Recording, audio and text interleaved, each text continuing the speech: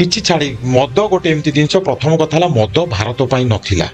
ରାଜା ରାମମୋହନ ରାୟ ଯେତେବେଳେ ସିଏ ଗଲେ ତାସ୍କେଣ୍ଟ ଗଲେ ବା ରଷିଆ ଗଲେ ଯେତେବେଳେ ସେ ଯାଇଥିଲେ କାହିଁକିନା ଆପଣଙ୍କର ବାଲ୍ୟ ବିବାହ ଉପରେ ସେ ବହୁତ ବଡ଼ ରେଭଲ୍ୟୁସନ ଆଣିଥିଲେ ରାଜା ରାମମୋହନ ରାୟ ମନା କରିଦେଲେ ତାଙ୍କୁ ଲୋକ କହିଲେ ଯେ ଆପଣ ଏଠି ଇଏ ନିଅନ୍ତୁ ବକାଡ଼ି କହୁଛି ସରି ଆପଣଙ୍କର କଣ କହିବା ହୁଇସ୍କି ନୁହେଁ ଭୋଡକା ନିଅନ୍ତୁ ତ ରଷିଆରେ ଭୋଡକା ହିଁ ଚାଲେ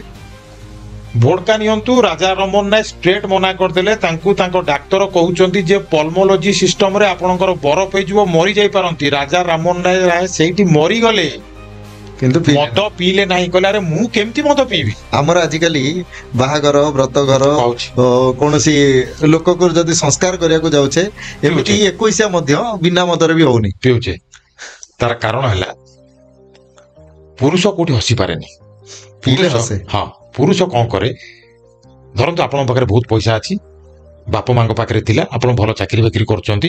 ଆପଣ 2 ଲକ୍ଷ ଟଙ୍କା ଦରମା ପାଉଛନ୍ତି ତାକୁ ରକ୍ଷା କରିବା ପାଇଁ ଆପଣଙ୍କୁ କାମ କରିବାକୁ ପଡିବ ତେଣୁ ଆପଣ ମଦଟା ଏତେ ପିଇବେନି କେତେବେଳେ କେମିତି ଗଲେ ଗୋଟେ ବାଲେଣ୍ଟାଇନ ହେଲା ରକୋଡ ହେଲା କିମ୍ବା ଭଲ ଭଲ ଜିନିଷ ଜନିବାକର ହେଲା ଗୋଟେ 5,000 6,000 ଟଙ୍କା ପଡୁଛି ଘରେ ଟକିଲେ ଦିପାକ ନହେଲେ ଛାଡ଼ିଦେଲେ କିନ୍ତୁ ମୁଁ କମ ପଇସା ରୋଜଗାର କରୁଛି ଆମେ ସାଙ୍ଗ ହେଇକି ପାଠ ପଢୁଥିଲେ ଆସ୍କା ପଟି ମାରିବେ ନାଇଁ ତା ବହୁତ ଭେରାଇଟି ଅଛି ମୁଁ କହିଦେବି ସବୁ ଆଡୁ ଦେଇକି ମୁଁ ଆସିଛି ମୁଁ କହିଦେବି